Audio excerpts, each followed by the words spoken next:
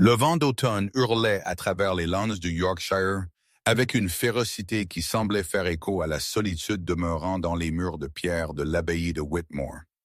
Le duc Theodore Whitmore se tenait à la haute fenêtre de son bureau, regardant les nuages d'orage s'amonceler sur son vaste domaine, leurs sombres ombres reflétant la mélancolie perpétuelle qui s'était installée sur sa vie sur les 5 dernières années. À 34 ans, Theodore possédait le genre de présence imposante qui aurait dû faire de lui l'un des célibataires les plus recherchés d'Angleterre. Grand et puissamment bâti, avec d'épais cheveux noirs qui montraient des mèches d'argent prématurées aux tempes et des yeux de la couleur des tempêtes hivernales, il se tenait avec l'autorité naturelle d'un homme né pour diriger de vastes propriétés et influencer le destin des nations. Pourtant, malgré toute sa richesse, son titre et son magnétisme indéniable, Theodore restait obstinément, douloureusement seul. La raison n'était pas difficile à discerner pour ceux assez courageux pour regarder de près. Une cicatrice déchiquetée courait de sa tempe gauche jusqu'à sa mâchoire, un rappel permanent de l'accident de calèche qui avait coûté la vie à sa jeune femme Catherine il y a 5 ans. Mais ce n'était pas seulement la marque physique qui tenait la société à distance. C'était la façon dont le chagrin l'avait transformé d'un duc charmant et sociable en un reclus pensif qui quittait rarement son domaine et parlait à peu de gens au-delà de ses serviteurs les plus fidèles. « Votre grâce », vint la voix hésitante de son secrétaire, M. Petton, depuis l'embrasure de la porte. « Le courrier du matin est arrivé. Il y a plusieurs réponses à votre annonce. » Theodore se détourna de la fenêtre, son expression soigneusement neutre malgré le battement d'espoir dans sa poitrine. 3 mois plus tôt, dans un moment de solitude désespérée, il avait placé une annonce discrète dans plusieurs publications respectables, cherchant à correspondre avec des dames de bonne moralité qui pourraient être intéressées par le mariage. Il avait été délibérément vague sur son identité, signant les lettres uniquement comme TW et fournissant une adresse de boîte postale plutôt que de révéler son vrai titre ou son emplacement. « Combien ?» demanda-t-il, s'installant derrière son massif bureau en chêne. « 7, votre grâce, bien que je doive mentionner que 3 d'entre elles sont plutôt audacieuses dans leurs attentes concernant vos circonstances financières. » La bouche de Theodore se tordit en ce qui aurait pu être de l'amusement dans différentes circonstances, et les autres plus circonspectes. Une en particulier. Petton hésita puis plaça une lettre écrite sur du simple papier crème en haut de la pile. Celle-ci semble différente. La dame écrit avec intelligence et un sentiment sincère plutôt qu'avec calcul. Theodore ramassa la lettre, notant immédiatement l'écriture élégante, mais sans prétention. Le papier était de bonne qualité, mais pas ostentatoire, suggérant quelqu'un de moyen modeste, mais de goût raffiné. Il l'ouvrit soigneusement et commença à lire. « Cher Monsieur TW, je me confesse quelque peu surprise de répondre à une annonce aussi non conventionnelle. Pourtant, quelque chose dans vos mots a parlé à une solitude que je reconnais dans mon propre cœur. Vous écrivez chercher non pas simplement une femme, mais une compagne de l'esprit et de l'âme, quelqu'un qui pourrait trouver le contentement dans des activités tranquilles et des plaisirs simples, plutôt que le tourbillon incessant de la société. Je suis Mademoiselle Abbé, âgée de 26 ans, et je me trouve dans des circonstances qui rendent un tel arrangement non seulement attrayant, mais peut-être nécessaire. J'ai passé les dernières années à prendre soin de mon père âgé, et son récent décès m'a laissé tout à fait seul au monde. Je ne possède ni grande fortune ni relation, mais je suis bien éduqué, d'humeur égale, et capable de gérer un ménage avec efficacité et grâce. Plus que ces considérations pratiques, cependant, je me trouve attiré par votre suggestion qu'un véritable partenariat pourrait être construit sur le respect mutuel et la compréhension plutôt que sur la seule passion. Trop souvent, je pense que nous nous attendons à ce que l'amour arrive comme la foudre, soudain et accablant, mais peut-être l'affection plus profonde, plus durable, grandit lentement, comme un jardin soigneusement s'éclaircit la gorge entretenue. Si vous trouvez du mérite à ma réponse, je serai honoré de poursuivre notre correspondance. Je vous demande seulement d'être honnête dans vos communications comme je m'engage à l'être dans les miennes, avec mes sincères salutations, Mademoiselle Abbé. Théodore lut la lettre 2 fois, puis une troisième, frappé par l'intelligence réfléchie évidente dans chaque ligne. Il n'y avait pas de chasseuse de fortune avide ou de rêveuse romantique, mais une femme qui comprenait les réalités pratiques de la vie, tout en gardant l'espoir de quelque chose de plus profond. Au cours des semaines suivantes, leur correspondance fleurit. Théodore se trouva à attendre avec impatience chaque lettre, charmé par l'esprit de Mademoiselle Abbé, ému par sa sagesse tranquille, et de plus en plus intrigué par les aperçus qu'elle offrait de son caractère. Elle écrivit de son amour pour la littérature et la musique, son talent pour l'aquarelle, son plaisir dans les simples occupations domestiques. Plus important encore, elle révéla une force d'esprit qu'il avait portée à travers la perte et l'adversité sans amertume. En retour, Théodore se trouva à partager plus de son vrai moi qu'il ne l'avait fait avec quiconque depuis la mort de Catherine. Il écrivit de son amour pour son domaine, ses responsabilités envers ses locataires, sa passion pour l'amélioration des méthodes agricoles et le soutien à l'industrie locale. Il parla de sa solitude, bien que pas de sa cause, et de son espoir que le mariage puisse ramener un but et de la compagnie dans sa vie. Cher T.W., vint une lettre qui le toucha particulièrement. Vous écrivez un sentiment d'être isolé du monde, comme si vous observiez la vie derrière une vitre plutôt que de la vivre vraiment. Je comprends ce sentiment plus que vous ne pourriez l'imaginer. Depuis la mort de papa, je me suis senti pareillement à la dérive, traversant les gestes de l'existence sans vraiment m'y engager. Peut-être pourrions-nous trouver l'un en l'autre le courage de revenir à la lumière. Ce fut après 2 mois d'une telle correspondance que Théodore prit sa décision. Dans sa lettre suivante, il révéla sa vraie identité et adressa une invitation à Mademoiselle Abbé à visiter l'abbaye de Whitmore avec plusieurs autres dames avec lesquelles il avait correspondu pour une fête à la maison qui leur permettrait de se rencontrer en personne. La réponse fut rapide et positive, bien qu'il détectât une note de nervosité sous l'acceptation de Mademoiselle Abbé. Elle arriverait, écrivit-elle, avec seulement sa femme de chambre pour compagnie, car elle n'avait pas de famille pour servir de chaperon. Théodore s'arrangea pour que sa gouvernante, Madame Hartwell, serve de chaperon approprié pour toutes les dames en visite. Maintenant, alors qu'il se tenait dans son bureau 3 jours avant que la fête à la maison ne commence, Théodore ressentait un mélange d'anticipation et de terreur qui lui serrait l'estomac. Que penseraient ces femmes quand elles le verraient? Quand elles témoigneraient de l'homme cicatrisé et pensif qu'il était devenu? Mademoiselle Abbé, l'être réfléchi et douce compréhension, survivrait-elle à la réalité de son apparence et à l'atmosphère oppressive qui semblait s'accrocher à l'abbaye de Whitmore comme la brume matinale? Votre grâce, dit Piton, interrompant ses pensées sombres. Madame Hartwell souhaite vous parler des arrangements pour l'arrivée de la dame. Theodore hocha la tête, redressant ses épaules avec la discipline automatique des années de responsabilité ducale. Quoi qu'il arrive, il y ferait face avec dignité. Il avait survécu à bien pire que le rejet potentiel de quelques dames cherchant le mariage.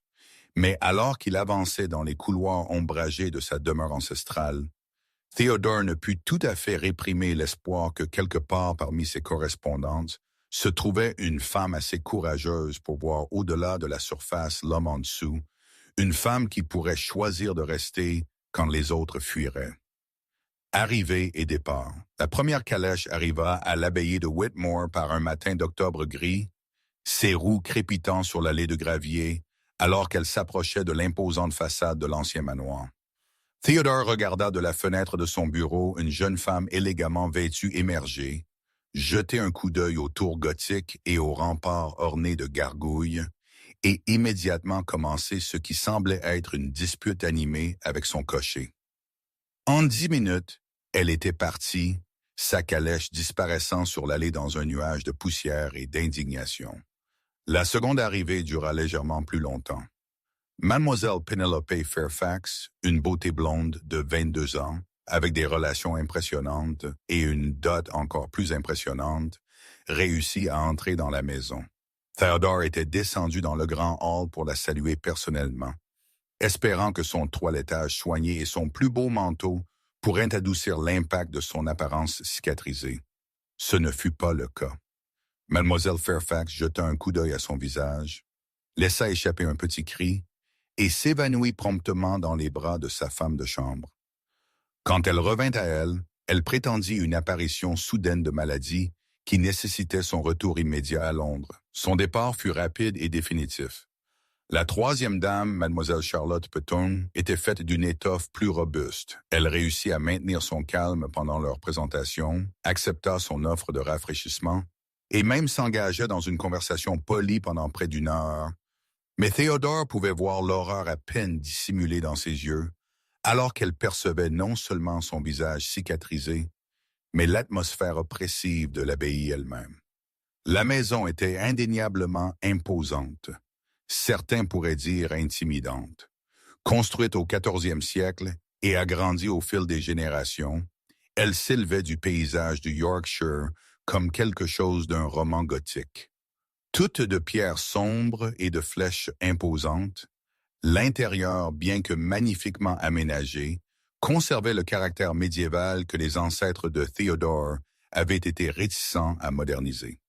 Des tapisseries dépeignant d'anciennes batailles pendaient des murs de pierre, des armures se tenaient en sentinelle dans des alcôves ombragées, et l'air lui-même semblait lourd du poids des siècles.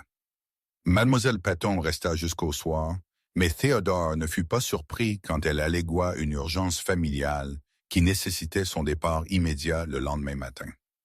Au moment où la 4e calèche arriva tard cet après-midi-là, Théodore s'était retiré dans son bureau avec une bouteille de cognac et une certitude croissante que son expérience en matière de mariage était vouée à l'échec. Peut-être était-il destiné à rester seul, un conte avertissant des dangers, d'espérer plus que ce que le destin était prêt à offrir. Le coup à la porte de son bureau vint alors que le soleil se couchait, peignant les landes dans des nuances d'or et de cramoisie qui ne faisaient pas grand-chose pour adoucir leur beauté austère. « Votre grâce, » annonça Madame Hartwell, « la dernière dame est arrivée. Mademoiselle Brooks demande l'honneur de vous rencontrer à votre convenance. » Théodore leva les yeux de son cognac, surpris. Dans sa correspondance, Mademoiselle Abbey avait révélé son nom de famille comme Brooks, et il avait eu hâte de la rencontrer plus que tout. Mais après les désastres de la journée, il avait supposé qu'elle aussi jetterait un coup d'œil à l'abbaye de Whitmore et fuirait. « Elle est toujours là ?» demanda-t-il, osant à peine espérer. « En effet, votre grâce, elle a pris le thé dans le salon bleu et a exprimé une grande admiration pour la bibliothèque. Elle semble tout à fait installée. » Théodore posa son verre et redressa sa cravate, essayant de se préparer à ce qui serait probablement une autre déception. Mais alors qu'il se dirigeait à travers les corridors vers le salon bleu, il se trouva à espérer contre toute attente que Mademoiselle Brooks pourrait se montrer différente de ses prédécesseurs. Le salon bleu était l'un des espaces les plus accueillants de l'abbaye, avec de grandes fenêtres qui donnaient sur les jardins et des meubles qui avaient été mis à jour au cours du dernier siècle. Alors que Théodore entrait, il vit une silhouette se découper contre la fenêtre, et un instant son souffle se coupa. Mademoiselle Amelia Brooks n'était pas une beauté conventionnelle, mais il y avait quelque chose de captivant en elle qui fit Théodore s'arrêter sur le seuil. Elle était grande et gracieuse, avec de riches cheveux auburn qui captaient la lumière du feu et des yeux noisettes intelligents qui rencontrèrent les siens directement sans broncher. Sa robe était simple mais bien faite, suggérant des circonstances modestes, mais un excellent goût. Ce qui le frappa le plus, cependant, fut son sang-froid. Contrairement aux autres dames, elle ne montra aucun choc à son apparition, aucune répulsion à peine dissimulée à ses cicatrices. Au lieu de cela, elle étudia son visage avec la même attention réfléchie qu'elle pourrait accorder à une peinture dans une galerie, comme si elle voyait non seulement la surface, mais quelque chose de plus profond en dessous. « Votre grâce, dit-elle, offrant une révérence parfaitement correcte sans être obséquieuse. Je suis honoré de vous rencontrer enfin en personne. Vos lettres n'exagéraient pas la beauté de votre domaine. Mademoiselle Brooks, répondit Theodore, s'avançant plus loin dans la pièce. Je me confesse surpris de vous trouver toujours ici. Les autres dames ont trouvé l'abbaye de Whitmore accablante. Un petit sourire joua au coin de sa bouche. J'imagine qu'elles l'ont fait. Ce n'est certainement pas ce que l'on attend d'une maison de campagne typique, mais je me trouve plutôt charmé par son authenticité. Tant de grandes maisons ont été modernisées au-delà de toute reconnaissance. Mais la vôtre conserve le caractère de son histoire. Theodore sentit un frisson de quelque chose qu'il n'avait pas expérimenté depuis des années. Un intérêt sincère de quelqu'un qui semblait le voir comme plus qu'une collection de cicatrices et d'ombres. Vous n'êtes pas dérangé par sa nature gothique. Au contraire, je la trouve fascinante. L'artisanat de ces sculptures de pierre a dû prendre des décennies à achever, et la bibliothèque, j'espère que cela ne vous dérange pas, Madame Hartwell m'a fait une brève visite, est absolument magnifique. Je n'ai jamais vu une telle collection en dehors d'Oxford. Alors qu'il s'installait dans des chaises près du feu, Theodore se trouva à se détendre pour la première fois de la journée. Mademoiselle Brooks, Amelia, comme il se surprenait à penser à elle, possédait la même intelligence réfléchie qui l'avait attirée à ses lettres, mais en personne elle rayonnait aussi une force tranquille qui était profondément attrayante. « Je dois demander, dit-il, alors que Madame Hartwell servait le thé. N'êtes-vous pas préoccupé par les circonstances de notre rencontre? La plupart des dames trouveraient l'arrangement entier plutôt irrégulier. » Amelia considéra cela en remuant son thé. Peut-être, mais j'ai trouvé que les approches conventionnelles ne servent pas toujours ceux d'entre nous dans des circonstances non conventionnelles. Vous avez cherché une femme par lettre parce que la cour traditionnelle vous avait échoué. J'ai répondu parce que les opportunités traditionnelles m'avaient échoué. Parfois, les situations irrégulières exigent des solutions irrégulières. Et vous n'êtes pas dérangé par mon apparence. La question sortit plus crûment que Theodore ne l'avait voulu, mais il avait besoin de la voir. Le regard d'Amelia se porta sur sa cicatrice, l'étudiant sans broncher. « Vous avez été blessé, » dit-elle simplement. « Gravement, je dirais, et assez récemment pour que cela vous cause encore de la douleur. Pas physique peut-être, mais émotionnelle. Je suis désolé pour ce qui l'a causé. » La simple compassion dans sa voix le défit presque. « Ma femme, dit-il doucement, elle est morte dans l'accident de calèche qui m'a donné cette cicatrice il y a 5 ans. Je suis très désolé pour votre perte, dit Amelia, et Theodore put entendre la sympathie sincère dans sa voix. Le chagrin nous change, n'est-ce pas? Parfois de manières visibles, parfois de manières qui ne le sont pas. Vous parlez comme si vous connaissiez vous-même quelque chose du chagrin. Oui, la mort de mon père fut difficile. Il a souffert pendant de nombreux mois avant la fin, et je l'ai regardé s'éteindre pièce par pièce. Cela laisse des marques sur l'âme, même quand elles ne se montrent pas sur la peau. Ils restèrent assis dans un silence confortable un instant, le feu crépitant entre eux, et le vent hurlant autour des pierres antiques de l'abbaye. Theodore se trouva à étudier le profil d'Amelia, notant la détermination de son menton et la façon dont ses mains restaient instables malgré ce qui devait être une situation angoissante. « Pourquoi êtes-vous resté ?» demanda-t-il finalement. « Quand les autres ont fui, pourquoi êtes-vous resté ?» Amelia se tourna pour rencontrer son regard directement. « Parce que je suis venu ici pour rencontrer l'homme qui a écrit ces lettres, des lettres réfléchies, intelligentes, solitaires qui ont parlé à quelque chose dans mon propre cœur. Cet homme ne disparaît pas simplement parce qu'il porte des cicatrices ou vit dans une maison que d'autres trouvent intimidante. Et si je vous disais que l'homme qui a écrit ces lettres était peut-être plus plein d'espoir que la réalité, que le chagrin et l'isolement m'ont rendu difficile à vivre, alors je dirais que le chagrin n'est pas une condition permanente et que l'isolement est un choix qui peut être changé. Je dirais que l'homme qui m'a écrit sur l'amélioration des conditions de ses locataires et le soutien à l'industrie locale est toujours là, peut-être enterré sous la douleur, mais pas détruit par elle. Theodore sentit quelque chose bouger dans sa poitrine, Un relâchement des bandes serrées de solitude qui avaient constricté son cœur pendant si longtemps. Vous avez une capacité remarquable d'optimisme, Mademoiselle Brooks. Pas de l'optimisme, votre grâce. De l'espoir. Ce sont des choses différentes. L'optimisme attend le meilleur résultat. L'espoir y travaille. Espoir.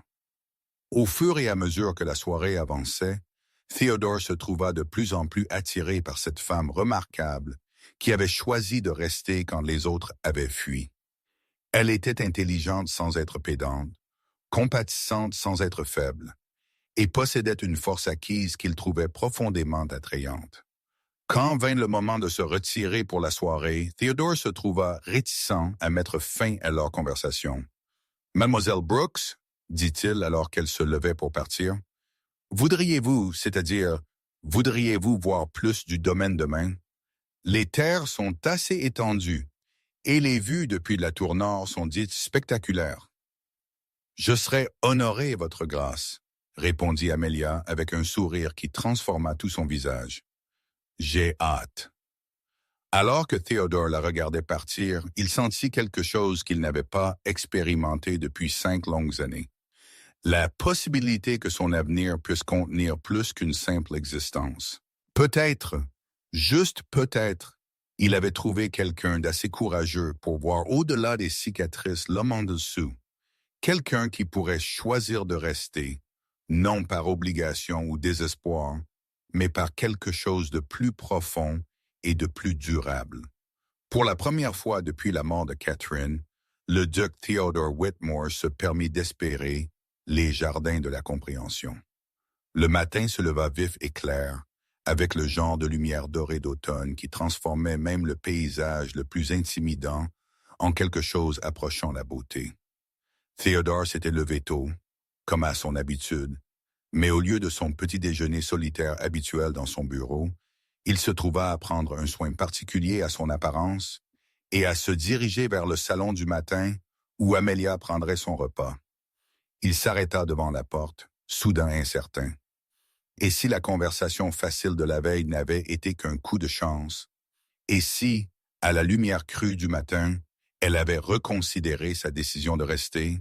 Les autres dames avaient toutes trouvé des excuses pour partir. Peut-être Amelia ne se montrerait-elle pas différente. Mais quand il entra dans le salon du matin, il la trouva assise près de la fenêtre avec une tasse de thé et ce qui semblait être une lettre qu'elle écrivait.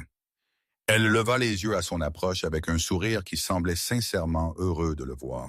« Bonjour, votre grâce. J'espère que vous avez bien dormi. »« Mieux que je ne l'ai fait depuis un certain temps, » répondit Theodore honnêtement, prenant le siège en face d'elle. « Et vous? J'espère que vos arrangements sont satisfaisants. » Plus que satisfaisants, la chambre bleue est charmante et la vue sur les jardins est spectaculaire. J'ai passé pas mal de temps hier soir à regarder la brume monter des Landes. Il y a quelque chose de presque mystique dans cet endroit. Theodore sentit une vague de plaisir à ces mots. Si peu de gens appréciaient la beauté sauvage du Yorkshire, préférant les paysages apprivoisés du sud de l'Angleterre. Vous n'êtes pas rebuté par l'isolement. Au contraire, je le trouve paisible. Après des années à prendre soin d'un invalide, le calme est plutôt bienvenu. Amelia posa sa tasse de thé et le regarda pensivement. « Puis-je vous demander quelque chose, votre grâce? » « Bien sûr. Dans vos lettres, vous avez magnifiquement écrit sur votre domaine et vos responsabilités envers vos locataires, mais vous n'avez jamais mentionné l'histoire de l'abbaye. Sûrement, une maison aussi ancienne a des histoires à raconter. » L'expression de Theodore devint pensive. « En effet, elle en a. Certaines sont assez sombres, j'ai peur. L'abbaye a été construite sur le site d'un monastère médiéval qui a été dissous sous Henri VIII. Le premier duc de Whitmore a reçu les terres pour sa loyauté envers la couronne, mais la légende locale dit que les moines ont maudit la propriété avant d'être chassés. « Et croyez-vous aux malédictions? » demanda Amelia, son ton suggérant une curiosité sincère plutôt que de la moquerie. « Je n'avais pas l'habitude de le faire, » dit Theodore doucement. « Mais parfois, il semble que le bonheur ait du mal à prendre racine ici. Mes parents sont morts jeunes. Mon frère a été tué à Waterloo. Ma femme, il s'interrompit, incapable de finir la phrase. Peut-être, dit Amelia doucement, ce n'est pas une malédiction, mais simplement une série de malchances. Et peut-être est-il temps que cette fortune change. Il y avait quelque chose dans sa voix, une conviction tranquille qui fit Theodore la regarder plus attentivement. Elle rencontra son regard fermement, et il vit dans ses yeux noisettes une force qui allait plus profond que le simple optimisme. « Voudriez-vous voir les jardins ?» demanda-t-il impulsivement. « Les jardins formels sont plutôt envahis, mais il y a une zone sauvage que je pense que vous pourriez trouver intéressante. »« J'adorerais, » répondit Amelia, se levant gracieusement de sa chaise. Alors qu'il se dirigeait à travers les corridors de l'abbaye, Theodore se trouva à voir sa demeure ancestrale à travers les yeux d'Amelia. Là où il s'était habitué au poids oppressant des siècles, elle semblait voir la beauté dans la maçonnerie ancienne et l'artisanat. Elle s'arrêta pour admirer une pièce particulièrement fine de sculpture médiévale, posa des questions intelligentes sur les portraits qui tapissaient la galerie et montra un intérêt sincère pour l'histoire qu'il avait toujours tenue pour acquise. Les jardins, quand ils les atteignirent, étaient en effet envahis. Ce qui avait autrefois été des parterres formels étaient maintenant des enchevêtrements sauvages de roses et de lierres, tandis que les topiaires avaient pris des formes fantastiques et méconnaissables. Mais au lieu d'être consternée par la négligence, Amelia semblait charmée par la décrépitude romantique. « C'est comme quelque chose sorti d'un conte de fées, » dit-elle, s'arrêtant près d'une fontaine en ruine où l'eau ruisselait encore de la bouche d'un chérubin couvert de mousse. « C'est beau et légèrement mélancolique. »« Ce n'était pas toujours comme ça, » dit Theodore, se sentant obligé d'expliquer. Avant que Catherine ne meure, elle aimait ses jardins. Elle avait des projets pour les restaurer, pour les ramener à leur ancienne gloire. Après l'accident, je ne pouvais pas supporter de continuer le travail. Amelia resta silencieuse un instant, étudiant les parterres envahis d'yeux pensifs. Puis-je demander ce qu'elle était, votre femme? La question prit Theodore au dépourvu. La plupart des gens évitaient de mentionner Catherine comme si son existence même était d'une certaine manière inappropriée à reconnaître. Mais il n'y avait rien de malsain dans la curiosité d'Amelia. Seulement un doux désir de comprendre. Elle était lumière, dit-il finalement. Tout en elle était lumineux et chaleureux et plein de joie. Elle pouvait faire rire n'importe qui, pouvait trouver la beauté dans les plus petites choses. L'abbaye était différente quand elle vivait ici, plus chaleureuse, plus accueillante. Elle avait une façon de rendre même les espaces les plus intimidants comme chez soi. Elle semble merveilleuse, dit Amelia simplement. Vous devez la manquer terriblement. Oui, admet Theodore, mais peut-être est-il temps que j'arrête d'essayer de tout préserver exactement comme elle l'a laissé. Peut-être voudrait-elle que j'aille de l'avant plutôt que de rester figé dans le chagrin. Ils continuèrent à marcher en silence confortable, suivant des chemins envahis qui menaient plus profondément dans la zone sauvage du domaine. Ici, la nature avait été autorisée à suivre son cours, créant un paysage sauvage mais non chaotique, magnifique dans son état indompté. « C'est magnifique », souffla Amelia alors qu'ils émergeaient sur une petite colline qui dominait toute la vallée. « On peut voir à des kilomètres. Par temps clair, on peut voir jusqu'au Penny Nest, » dit Theodore, se plaçant à côté d'elle. Catherine disait que c'était comme se tenir au bord du monde. « Je vois pourquoi elle aimait cet endroit, » dit Amelia doucement. « Il y a quelque chose dans cet endroit, malgré sa mélancolie, ou peut-être à cause d'elle, qui parle à l'âme. » Theodore se tourna pour étudier son profil alors qu'elle contemplait le paysage. Le vent avait détaché plusieurs mèches de ses cheveux auburn, et ses joues étaient rougies par l'air frais et l'exercice. Elle avait l'air, pensa-t-il, comme si elle appartenait ici, comme si la beauté sauvage du Yorkshire lui convenait d'une manière que les salons et les salles de bal ne pourraient jamais. « Mademoiselle Brooks, » dit-il impulsivement, « puis-je vous demander quelque chose de personnel? » « Bien sûr. » Dans vos lettres, vous avez mentionné que vos circonstances avaient changé après la mort de votre père. Puis-je demander, quels sont vos plans si cet arrangement ne fonctionne pas? Avez-vous de la famille où retourner? Amelia resta silencieuse si longtemps que Théodore commença à regretter la question. Mais finalement, elle parla, d'une voix ferme malgré la gravité de ses mots. « Je n'ai plus de famille, votre grâce. Mon père était un pasteur de campagne avec un petit revenu, et le peu qu'il a laissé a été consommé par ses frais médicaux et ses dettes. J'ai peut-être 50 livres dans mon nom et aucune perspective au-delà de la recherche d'un emploi de gouvernante ou de dame de compagnie. » La franchise crue de son aveu frappa Théodore comme un coup physique. Voici une femme d'intelligence et de raffinement évident, réduite à la quasi-pauvreté par des circonstances indépendantes de sa volonté.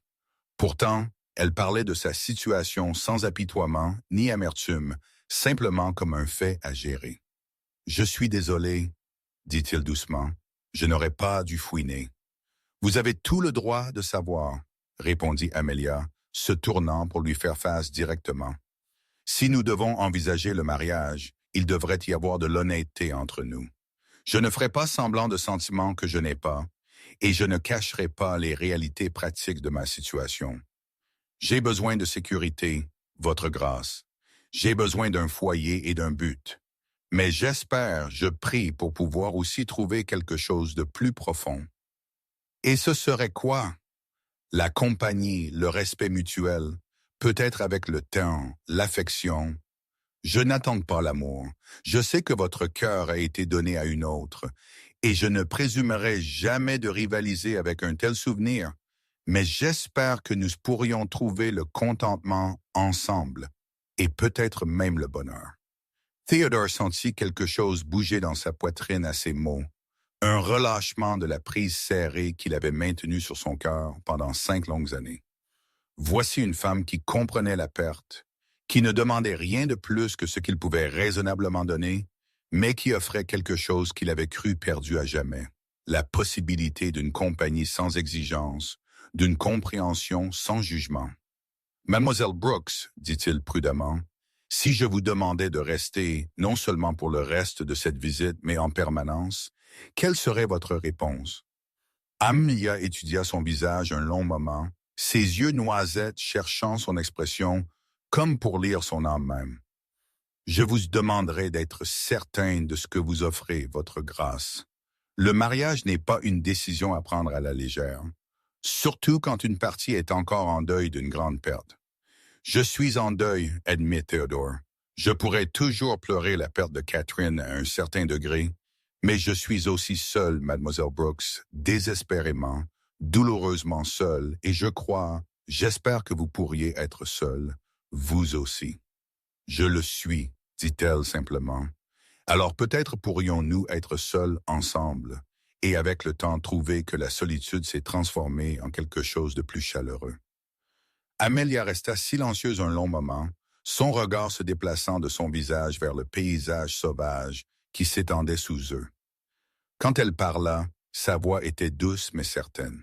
« Oui, dit-elle, oui, votre grâce, je resterai. » Théodore sentit une vague de soulagement si profonde qu'elle le mit presque à genoux. Sans réfléchir, il lui tendit la main et elle le laissa la prendre, ses doigts chauds et fermes dans sa prise. « Théodore, dit-il doucement, quand nous sommes seuls, j'aimerais que vous m'appeliez Théodore. »« Théodore, répéta-t-elle, et il trouva qu'il aimait le son de son nom sur ses lèvres. Et vous devez m'appeler Amelia. » Alors qu'il se tenait là sur la colline, surplombant son domaine, les mains jointes et les futurs entrelacés, Théodore sentit quelque chose qu'il n'avait pas expérimenté depuis 5 longues années, l'espoir pour demain. Peut-être la malédiction de l'abbaye de Whitmore était-elle enfin brisée. Peut-être était-il temps pour le bonheur de prendre racine dans les pierres anciennes et les jardins sauvages de sa demeure ancestrale. Et peut-être, juste peut-être, il avait trouvé en Amelia Brooks non pas un remplacement pour ce qu'il avait perdu, mais quelque chose d'entièrement nouveau, un partenariat construit sur la compréhension, le respect et le courage tranquille de choisir l'espoir plutôt que le désespoir. La proposition. Les jours qui suivirent la décision d'Amelia de rester passèrent avec une rapidité qui surprit Theodore. Ce qu'il avait attendu être une période gênante de cours formels devint plutôt un temps de véritable découverte, alors que lui et Amelia s'installaient dans une routine qui semblait remarquablement naturelle. Chaque matin, ils prenaient leur petit déjeuner ensemble dans le salon du matin, leur conversation allant des affaires du domaine à la littérature, en passant par leurs observations partagées sur le changement de saison. Amelia se montra une excellente auditrice, posant des questions réfléchies sur les défis auxquels faisaient face ses locataires et offrant des aperçus qui révélaient à la fois son intelligence et sa nature compatissante. Les après-midi, ils se promenaient ensemble sur les terres et Theodore se trouvait à voir son domaine à travers ses yeux, non comme un fardeau de responsabilité ou un monument aux gloires passées, mais comme une entité vivante avec sa propre beauté et son potentiel. Amelia avait le don de trouver l'émerveillement dans des endroits inattendus. La façon dont la lumière filtrait à travers les anciennes fenêtres de la chapelle de l'abbaye, les sculptures complexes sur un portail de jardin oublié, la vue depuis une tour en ruine qui était restée vide pendant des décennies. Vous voyez les choses différemment de la plupart des gens, observa Théodore un après-midi, alors qu'ils exploraient les ruines de l'ancien monastère qui se cachait dans un bosquet de chênes. « Comment cela ?» demanda Amelia, passant ses doigts sur la pierre patinée de ce qui avait autrefois été un hôtel. « Vous cherchez la beauté là où d'autres ne voient que la décrépitude, l'espoir là où d'autres ne voient que la perte. » Amelia considéra cela, son expression pensive. « Peut-être est-ce parce que j'ai appris que rien n'est jamais vraiment perdu, seulement transformé. Ces pierres ne forment peut-être plus un monastère en fonctionnement, mais elles sont toujours belles, toujours significatives, où elles racontent une histoire de foi et de dévouement qui transcende leur état actuel. Et vous pensez que le même principe s'applique aux gens, n'est-ce pas? » Elle se tourna pour lui faire face, ses yeux noisettes sérieux. « Vous n'êtes pas le même homme que vous étiez avant la mort de votre femme. Le chagrin vous a changé, vous a marqué de manière visible et invisible. Mais cela ne signifie pas que vous êtes irréparablement brisé. Cela signifie que vous êtes différent, peut-être plus profond, certainement plus conscient de la fragilité et de la préciosité de la vie. » Theodore sentit quelque chose se serrer dans sa poitrine à ces mots. Certains diraient « Je suis une marchandise abîmée, Mademoiselle Brooks, un homme trop marqué par la perte pour être un mari convenable. » « Alors ils seraient des fous, » dit Amelia avec une conviction tranquille. « Les cicatrices sont la preuve de la survie, Theodore.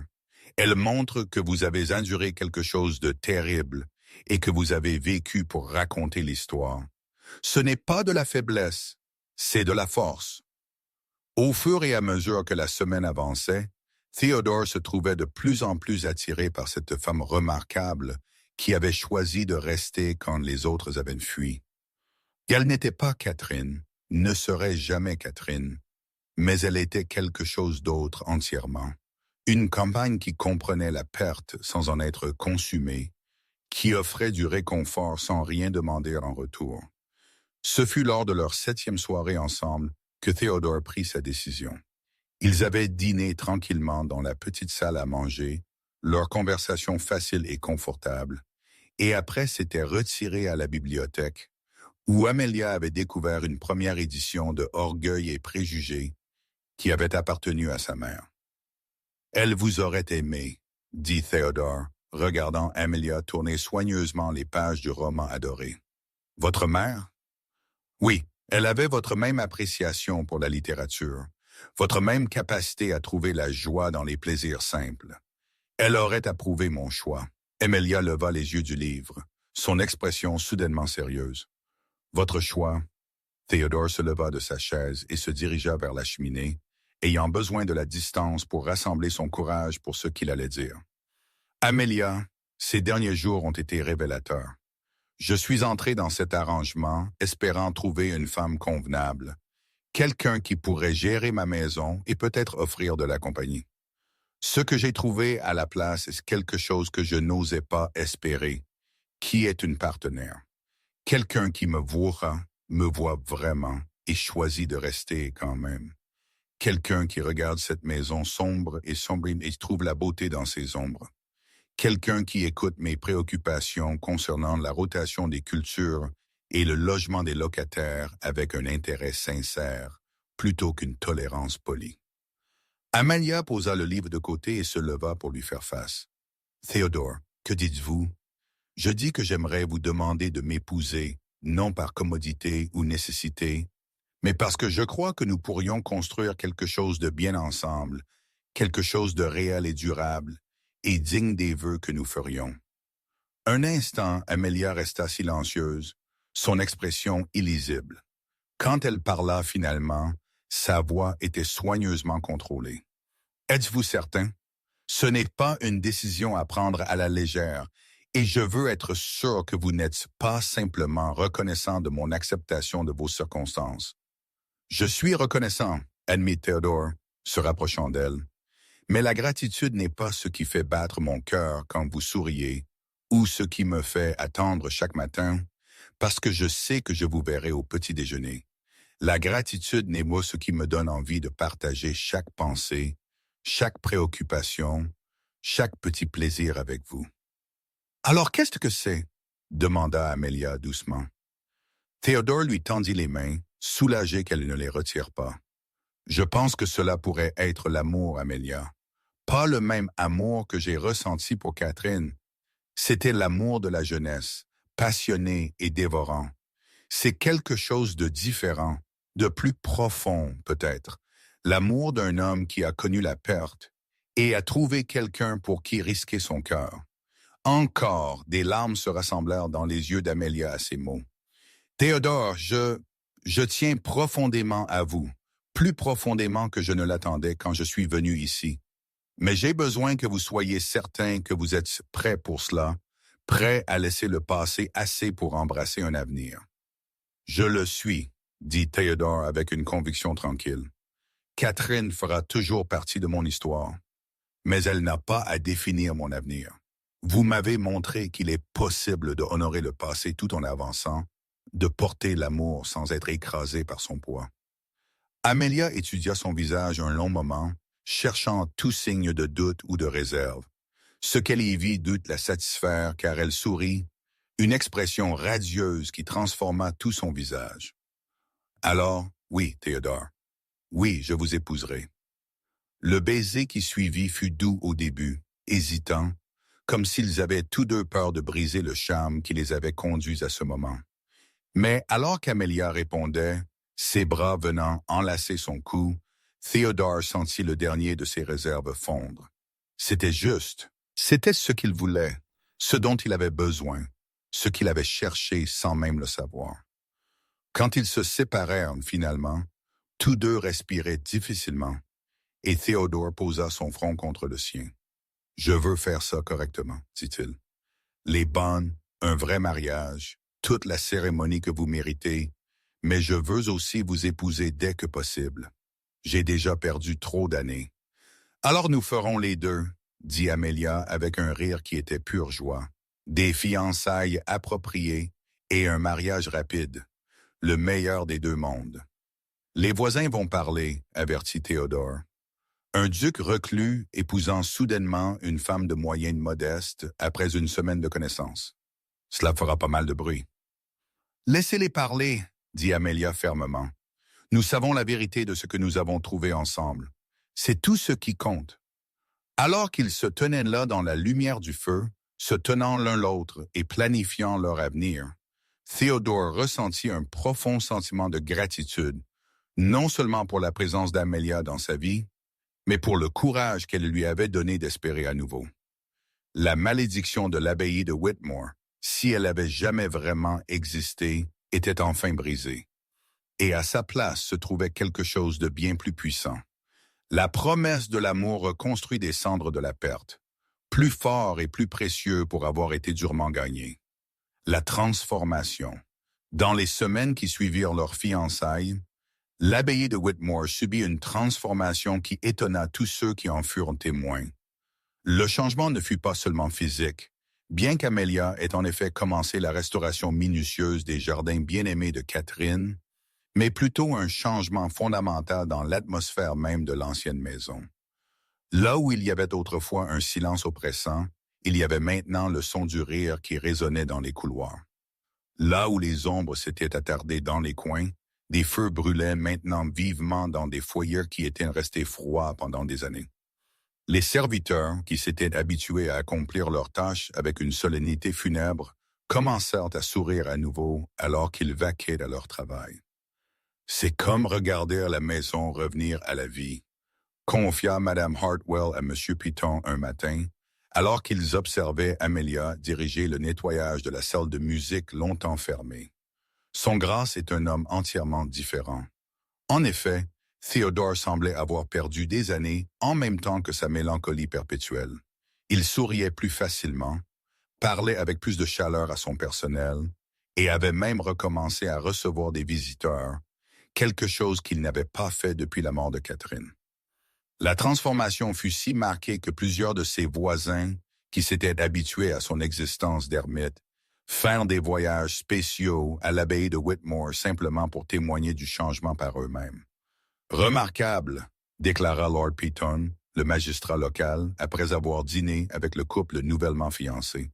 J'avais commencé à craindre que notre cher Théodore ne nous soit perdu à jamais. Mademoiselle Brooks a fait un miracle, mais Amelia elle-même aurait contesté de tels éloges. Elle savait que le changement chez Théodore ne venait pas d'une quelconque magie qu'elle possédait, mais de son propre courage à choisir de vivre à nouveau plutôt que de simplement exister. Son rôle avait été simplement de fournir une raison à ce choix, d'être quelqu'un pour qui il valait la peine de sortir des ombres.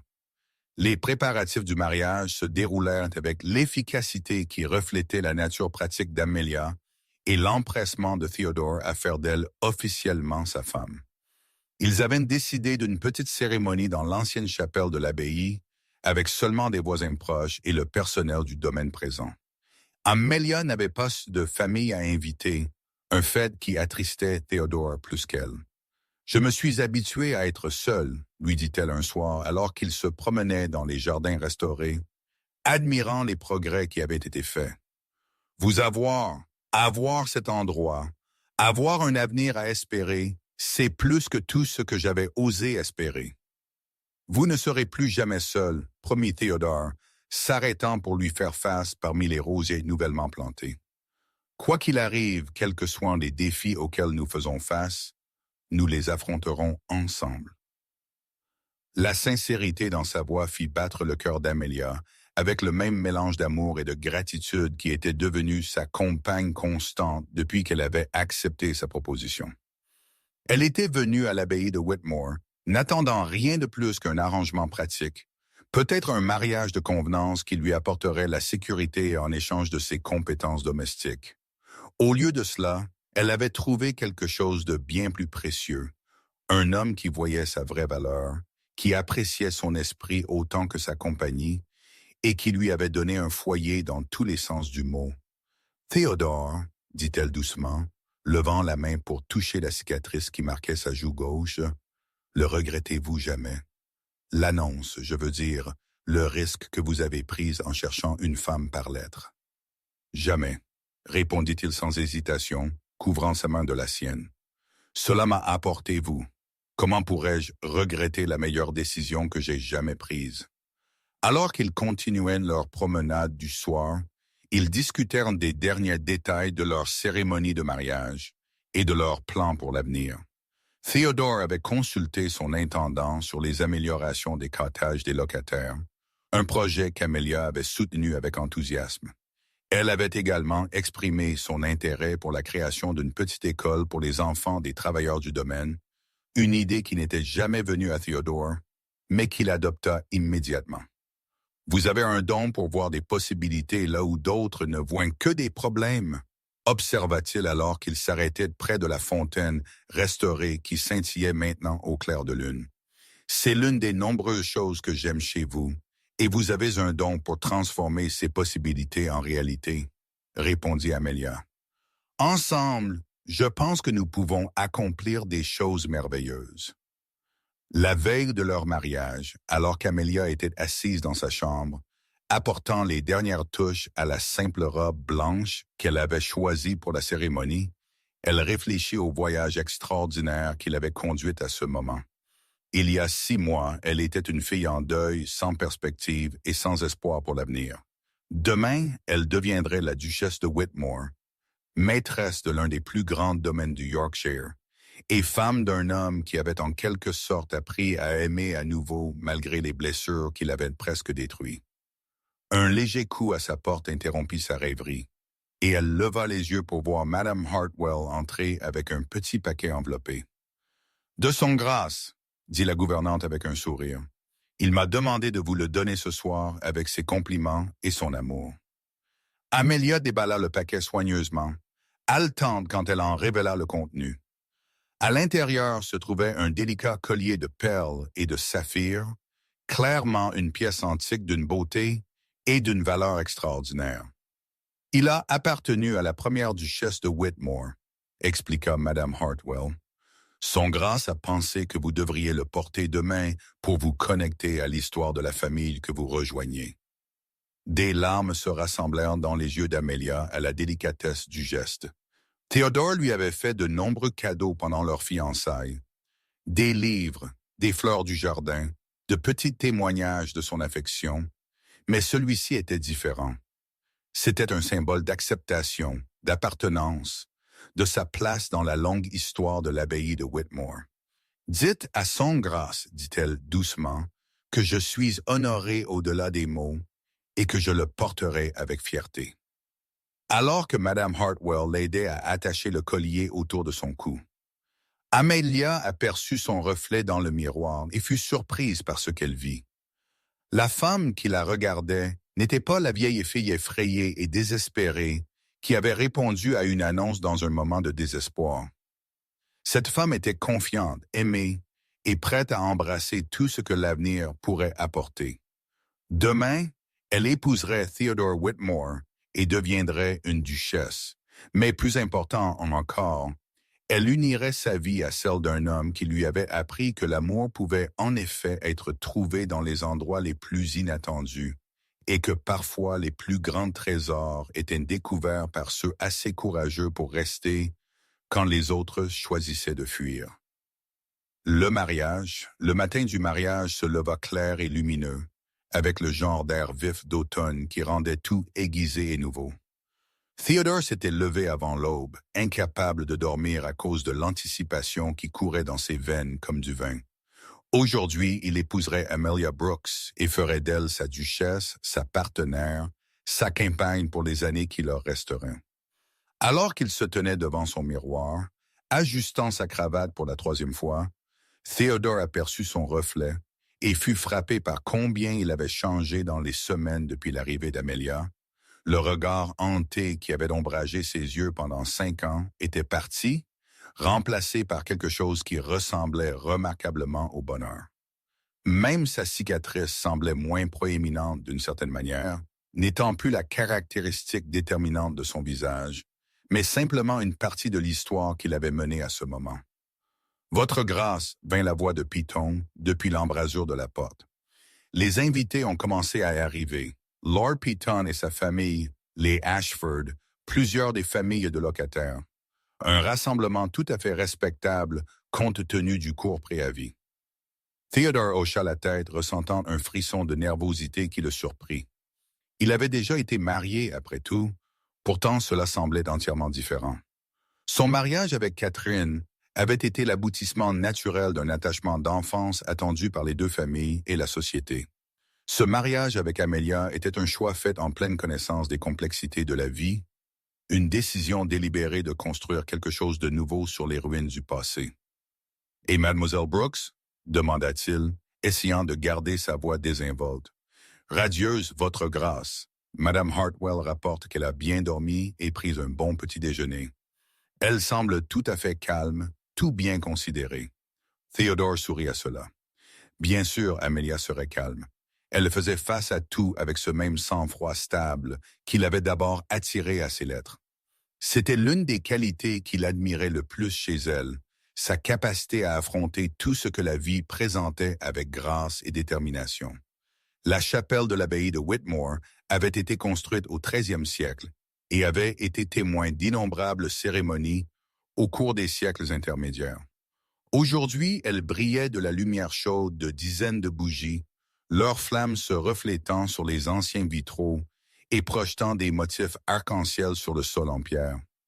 Les bancs, habituellement vides sauf pour le service solitaire occasionnel, étaient remplis de voisins et de locataires qui étaient venus témoigner du retour de leur duc au bonheur. Theodore prit place à l'autel, ses mains jointes derrière son dos pour cacher leur léger tremblement. À ses côtés se tenait son plus proche ami, Lord Ashford, qui avait voyagé de Londres spécifiquement pour servir de garçon d'honneur. Les deux hommes se connaissaient depuis leur jour d'école et Ashford avait été l'une des rares personnes à maintenir le contact avec Theodore pendant ces années d'isolement auto-imposé. « Nerveux », murmura Ashford, notant l'attention de Theodore. « Terrifié », admet Theodore doucement.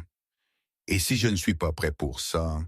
Et si je ne peux pas être le mari qu'elle mérite? » « Mon cher ami, » répondit Ashford avec un doux sourire, « le fait que vous posiez ces questions prouve que vous êtes prêt.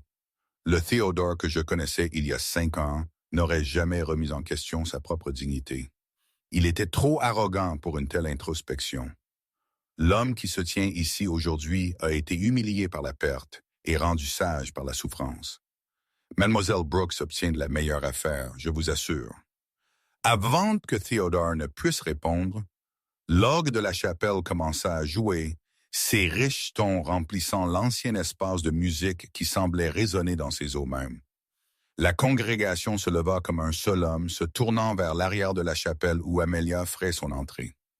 Quand elle apparut dans l'embrasure de la porte, Theodore sentit son souffle se couper.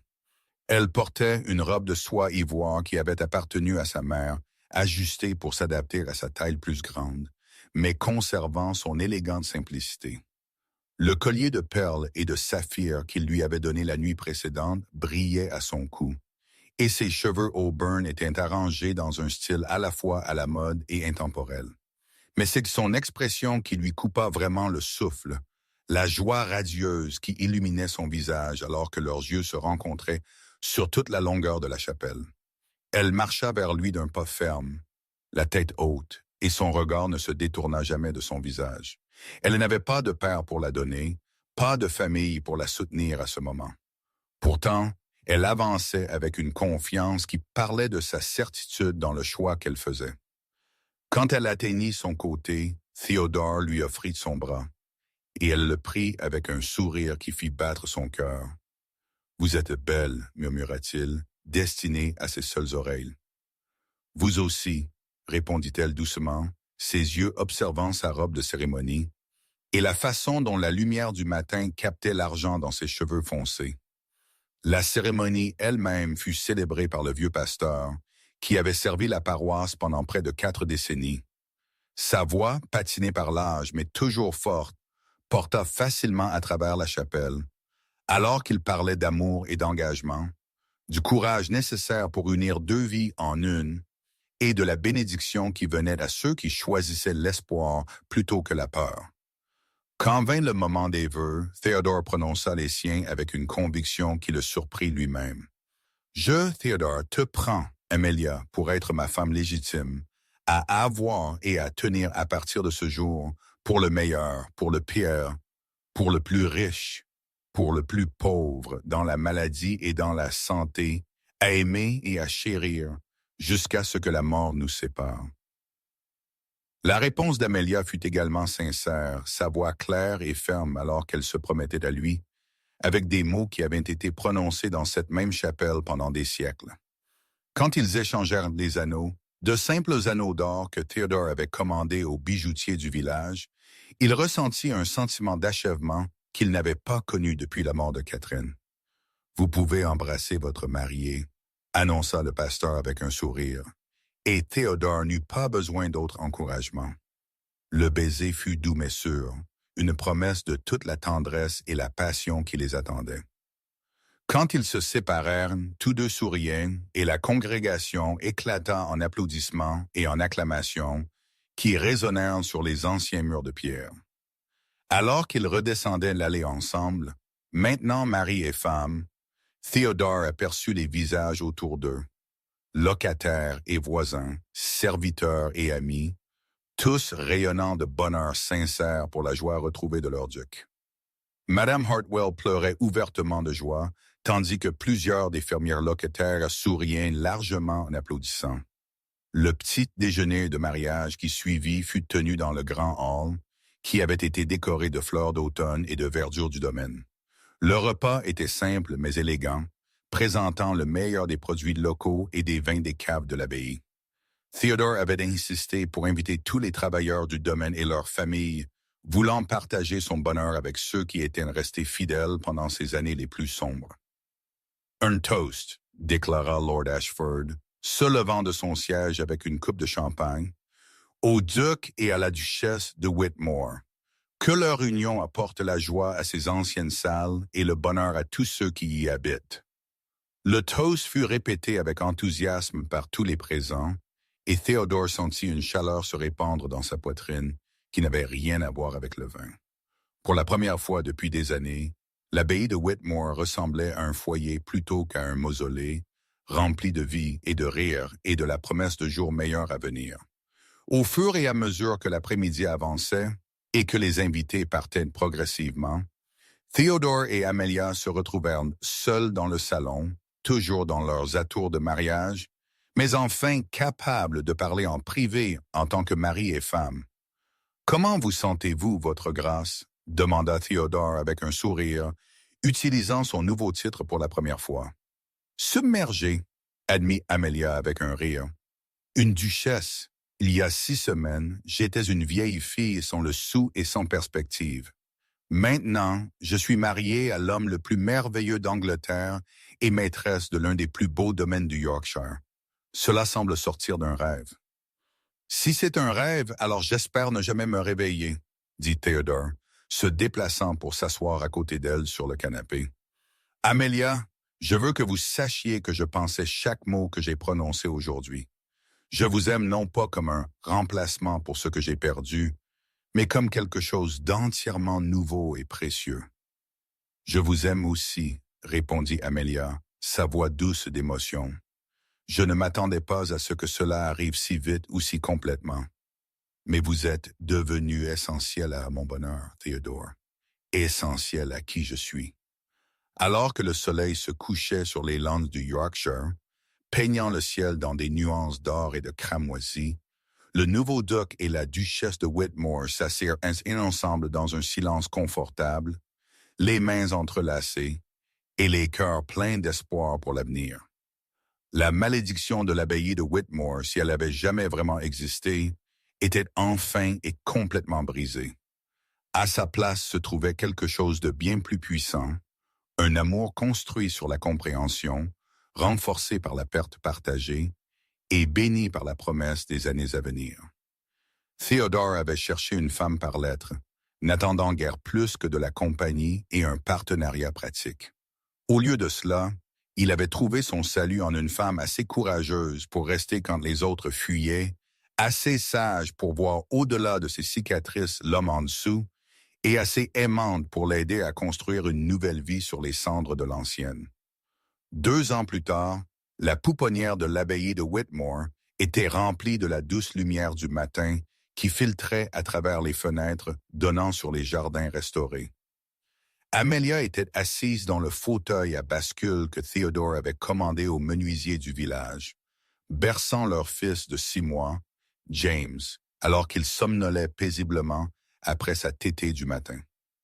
La transformation de l'abbaye était maintenant complète, tant physiquement que spirituellement. Ce qui avait autrefois été un monument au chagrin et à l'isolement était devenu un foyer familial prospère, rempli de chaleur, de rire et de la promesse des générations futures.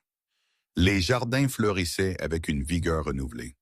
Le personnel vaquait à ses tâches avec des sourires et un but, et les visiteurs étaient à nouveau accueillis avec une hospitalité sincère. « Vous êtes là, dit Theodore doucement depuis l'embrasure de la porte, sa voix chaude de la satisfaction qui était devenue son état naturel. Je me demandais où mes deux personnes préférées avaient disparu. Il était grognon après le petit déjeuner, expliqua Amelia, levant les yeux vers son mari avec le sourire qui ne manquait jamais de faire battre son cœur. Je pense qu'il s'endort enfin pour sa sieste du matin. Theodore entra dans la pièce, ses pas silencieux sur l'épais tapis, alors qu'il s'approchait de sa femme et de son fils. À 36 ans, il paraissait plus jeune qu'à 34 ans, les rides du chagrin et de l'isolement lissés par le bonheur et le but. La cicatrice marquait toujours son visage, mais elle était devenue simplement une partie de ce qu'il était plutôt qu'un insigne de souffrance. L'architecte a envoyé des nouvelles de la nouvelle aile, dit-il, s'installant dans la chaise à côté d'Amelia. La construction devrait être terminée pour Noël. Nous aurons beaucoup de place pour la famille en visite et les futurs ajouts à la nôtre. Les yeux d'Amelia pétillèrent de malice. Futures éditions. Suggérez-vous quelque chose, votre grâce? Le sourire de Theodore était une réponse suffisante, et Amelia sentit ses joues rougir avec le frisson familier de l'attraction qui la surprenait toujours par son intensité. Leur mariage s'était avéré être tout ce qu'elle avait espéré et plus encore. Un partenariat construit sur le respect mutuel et une affection sincère qui s'était approfondie en un amour profond. Madame Hartwell a mentionné que nous avons reçu une autre lettre de quelqu'un qui répond à notre situation, dit Theodore, son ton soigneusement neutre. Au cours de la dernière année, la nouvelle s'était répandue dans toute l'Angleterre concernant la cour et le mariage non conventionnel du duc de Whitmore. L'histoire de la façon dont il avait trouvé l'amour par correspondance avait captivé l'imagination du public, et ils avaient commencé à recevoir des lettres d'autres âmes solitaires, cherchant des conseils ou espérant reproduire leur succès. « Que dit celle-ci » demanda Amelia, ajustant le bébé James dans ses bras, alors qu'il remuait légèrement. Une jeune veuve dans le Devon, laissée avec 3 jeunes enfants et sans moyen de subsistance. Elle a entendu notre histoire et se demande si nous pourrions connaître un gentleman qui pourrait être intéressé par un arrangement pratique. L'expression d'Amelia devint pensive. « En fait, je pourrais. » Lord Peaton a mentionné que son neveu en Cornouailles cherchait une femme, quelqu'un qui pourrait l'aider à gérer son domaine et à prendre soin de sa vieille mère. Il n'est pas intéressé par un mariage de société, juste quelqu'un de sensé et de gentil. Dois-je lui écrire? Veuillez le faire, et peut-être devrions-nous les inviter tous les deux ici pour une visite. Parfois, les gens ont besoin de voir que le bonheur est possible avant de pouvoir le croire pour eux-mêmes. C'était devenu une sorte de mission pour eux. Ce jumelage informel qui avait découlé de leur propre expérience. Ils avaient déjà facilité 3 mariages réussis entre des personnes qui n'auraient jamais pu se trouver par des moyens conventionnels, et la gratitude de ces couples était devenue l'une de leurs plus grandes joies. Vous savez, médita Theodore, regardant Amelia bercer doucement leur fils, je me demande parfois ce qui se serait passé si vous aviez été l'une des dames qui ont fui ce premier jour. Mais je ne l'étais pas, répondit Amelia simplement. Je suis resté parce que quelque chose me disait que l'homme qui avait écrit ces lettres valait la peine d'être connu, valait la peine d'être combattu, et j'avais raison. Et si vous n'aviez pas été, et si je m'étais avéré être tout ce que vous craignez, âme abîmée, irréparable, impossible à vivre? Amelia considéra cela sérieusement. Alors j'aurais essayé de vous aider à guérir, et si cela avait échoué, je serais parti avec dignité et sans regret. Mais je n'ai jamais douté que vous étiez fondamentalement un homme bon, Theodore. Blessé, oui, mais pas brisé. Il y a une différence. Baby James choisit ce moment pour se réveiller complètement. Ses yeux bleus si semblables à ceux de son père, se concentrant sur le visage de Theodore avec l'intense concentration que les bébés apportent à l'étude du monde qui les entoure. Theodore tendit la main pour caresser la joue douce de son fils, s'émerveillant comme il le faisait toujours du miracle de cette petite vie qu'ils avaient créée ensemble. Il va être beau comme son père. observa Amelia avec une fierté maternelle. Et intelligent comme sa mère, ajouta Theodore. La combinaison parfaite. Un coup à la porte de la pouponnière interrompit leur tranquillité domestique, et Madame Hartwell apparut avec son sourire efficace habituel. Vos grâces, pardonnez l'interruption, mais vous avez des visiteurs. Lord et Lady Ashford sont arrivés de Londres, et ils ont amené quelqu'un qu'ils sont impatients de vous présenter. Theodore et Amelia échangèrent des regards. Les Ashford étaient parmi leurs amis les plus proches, mais ils n'attendaient pas de visite. Ont-ils dit qui ils ont amené? Demanda Theodore. Une jeune dame, votre grâce. Lady Ashford a mentionné quelque chose à propos d'une autre réussite qu'il pensait que vous trouveriez intéressante. Amelia se leva soigneusement, installant James dans son berceau, où il pouvait continuer sa sieste sans être dérangé. Allons voir de quoi ils sont si excités. Ils descendirent au salon, où ils trouvèrent les Ashford assis avec une jeune femme d'environ 25 ans. Elle était jolie d'une manière tranquille, avec des cheveux foncés et des yeux bruns intelligents, mais il y avait quelque chose dans sa posture qui suggérait des difficultés récentes. « Theodore, Amelia !» s'exclama Lady Ashford, se levant pour les embrasser tous les deux. « Nous avons amené quelqu'un que nous devions absolument vous présenter. C'est Mademoiselle Sarah Whitfield, et elle a l'histoire la plus remarquable. » Mademoiselle Whitfield se leva et fit une révérence gracieuse, bien qu'Amelia ait remarqué le léger tremblement dans ses mains qui suggérait de la nervosité. « Vos grâces, je suis honoré de vous rencontrer. Lord et Lady Ashford m'ont tant parlé de votre cour unique. Veuillez vous asseoir, dit Amelia chaleureusement, s'installant en face de leur invité. Nous sommes toujours intéressés à rencontrer de nouveaux amis. Lady Ashford, vous avez dit que Mademoiselle Whitfield a une histoire. En effet, répondit Lady Ashford, ses yeux pétillants d'excitation. Sarah, racontez-leur votre correspondance avec Monsieur Harrison. Les joues de Mademoiselle Whitfield rougirent la tête légèrement, mais elle parla avec une dignité tranquille. J'ai répondu à une annonce un peu comme la vôtre, votre grâce, un gentleman cherchant une femme par lettre, quelqu'un qui valorisait le caractère plus que la fortune. Nous avons correspondu pendant plusieurs mois et je me suis retrouvé très attaché à ses mots, ses pensées et... Theodore l'encouragea doucement. Quand nous nous sommes finalement rencontrés, j'ai découvert que M. Harrison n'était pas tout à fait ce à quoi je m'attendais. Il était plus âgé qu'il ne l'avait indiqué et ses circonstances étaient différentes. Mais à ce moment-là, j'avais appris à tenir à l'homme derrière les lettres, quelle que soit son apparence ou sa situation. « À quel point différent ?» demanda Amelia, sentant qu'il y avait plus à l'histoire. Mademoiselle Whitfield prit une profonde inspiration. « Monsieur Harrison a perdu sa jambe à la guerre, votre grâce. Il marche avec une béquille et croyait qu'aucune femme ne voudrait de lui tel qu'il est.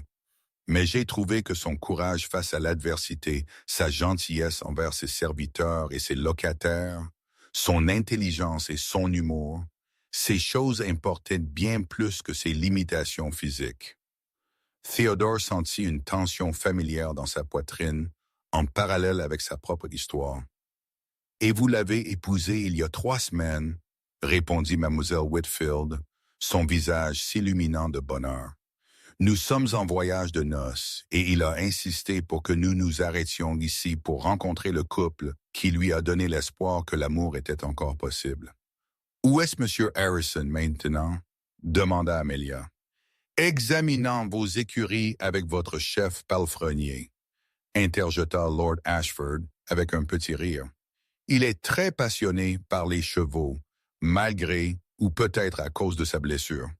Il a développé des méthodes d'entraînement innovantes qui tiennent compte de ses limitations. » Comme invoqué par leur conversation, la porte du salon s'ouvrit pour laisser entrer un homme d'environ 40 ans, marchant à l'aide d'une élégante canne.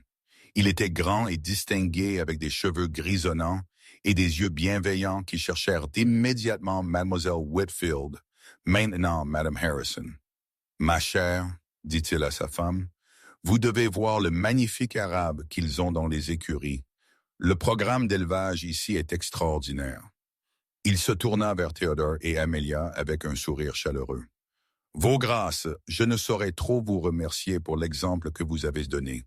Sans votre histoire, je n'aurais peut-être jamais trouvé le courage de chercher une femme par correspondance. Et je n'aurais peut-être jamais trouvé le courage de répondre, ajouta Madame Harrison doucement, ses yeux ne quittant jamais le visage de son mari. L'après-midi se passa agréablement alors que les deux couples partageaient leurs histoires et leurs expériences. Theodore se trouva profondément ému par l'affection évidente entre les Harrison et la façon dont ils avaient trouvé l'un en l'autre exactement ce dont ils avaient besoin, non la perfection, mais la compréhension et l'acceptation. Vous savez, dit Madame Harrison alors qu'ils se préparaient à prendre congé, nous avons pensé à créer une sorte de réseau informel, des gens qui ont trouvé le bonheur par des moyens non conventionnels, aidant d'autres qui pourraient être dans des circonstances similaires. Quel genre de réseau? Demanda Amelia, intriguée. Eh bien, nous avons déjà eu des nouvelles de plusieurs personnes qui ont lu votre histoire dans les journaux. Des veuves, des vieilles filles, des hommes qui se sentent incapables de se marier pour diverses raisons. Peut-être pourrions-nous faciliter les présentations, offrir des conseils, partager nos expériences. Theodore et Amelia échangèrent des regards, la même pensée leur venant simultanément. Nous avons fait quelque chose de similaire à plus petite échelle, dit Theodore lentement. Peut-être est-il temps de formaliser l'effort. La Fondation Whitmore pour la correspondance matrimoniale, suggéra Amelia avec un sourire. Nous pourrions établir des lignes directrices, fournir un moyen sûr pour les gens de se rencontrer, offrir soutien et conseils. C'est une merveilleuse idée, dit Madame Harrison avec enthousiasme. Il y a tant de gens solitaires dans le monde, tant qui ont abandonné l'espoir de trouver de la compagnie simplement parce qu'ils ne correspondent pas aux définitions étroites de la désirabilité de la société. Alors que leurs invités partaient le lendemain matin, Theodore et Amelia se tenaient sur les marches de l'abbaye de Whitmore, regardant les calèches disparaître sur l'allée. Bébé James dormait paisiblement dans les bras d'Amelia, inconscient des décisions importantes prises autour de lui. « Allons-nous vraiment faire cela ?» demanda Theodore, glissant son bras autour de la taille de sa femme. « Fonder une fondation pour aider les cœurs solitaires à se trouver. »« Je pense que nous devons le faire, » répondit Amelia, se blottissant contre sa chaleur. « On nous a tellement donné l'amour, le bonheur, une belle famille, une merveilleuse maison. Ne devrions-nous pas partager cette bénédiction avec d'autres? » Theodore pressa un baiser sur le sommet de sa tête, inspirant l'odeur familière de lavande qui s'accrochait toujours à ses cheveux. « Ai-je mentionné dernièrement que j'aime votre cœur généreux? »« Seulement tous les jours, » dit Amelia avec un rire, « mais je ne me lasse jamais de l'entendre. » Alors qu'ils se retournaient pour rentrer, Theodore aperçut leur reflet dans les portes vitrées. Une famille complète et heureuse, se tenant dans l'embrasure d'une maison qui avait autrefois été un monument au chagrin, mais qui était maintenant un témoignage du pouvoir de l'amour de guérir et de transformer. « Le regrettez-vous jamais? » demanda-t-il soudainement. D'avoir répondu à cette annonce, d'avoir pris un tel risque avec un parfait étranger. Amelia s'interrompit, considérant la question sérieusement, comme elle le faisait toujours. « Jamais, » dit-elle finalement. « Ce fut la meilleure décision que j'ai jamais prise. Cela m'a apporté vous, m'a apporté cette vie, m'a apporté plus de bonheur que je n'aurais jamais rêvé possible. Même en sachant ce que vous savez maintenant sur les défis que nous avons rencontrés, les commérages, les difficultés sociales, les moments où j'ai été difficile à vivre. Surtout en sachant tout cela, » répondit Amelia fermement. « Le véritable amour n'est pas la perfection, Theodore. C'est choisir l'un l'autre tous les jours, se soutenir mutuellement à travers les difficultés, grandir ensemble plutôt que séparément. Nous avons fait cela et nous continuerons à le faire pour le reste de nos vies. Alors qu'ils entraient dans l'abbaye, le bébé James s'agita dans les bras de sa mère, ouvrant ses yeux bleus pour regarder ses parents avec l'innocence confiante d'un enfant qui n'a jamais connu autre chose que l'amour et la sécurité. Dans son petit visage, Theodore pouvait voir l'avenir. Pas seulement l'avenir de son fils, mais l'avenir de l'abbaye de Whitmore elle-même. Plus maudite, mais bénie, plus isolée, mais connectée au monde par les liens de l'amour et du service. Le duc, qui avait cherché une femme par lettre, avait trouvé bien plus que ce qu'il avait négocié. Il avait trouvé la rédemption, un but et un amour qui avait transformé non seulement sa propre vie, mais les vies d'innombrables autres qui bénéficieraient de la fondation qu'ils étaient sur le point d'établir. Et dans les jardins restaurés de l'abbaye de Whitmore, où les roses de Catherine fleurissaient aux côtés des nouvelles plantations d'Amelia, le passé et le présent existaient en parfaite harmonie, un rappel que l'amour, comme la vie elle-même, pouvait être renouvelé, transformé et rendu beau à nouveau, quelle que soit l'obscurité de l'hiver qui avait précédé.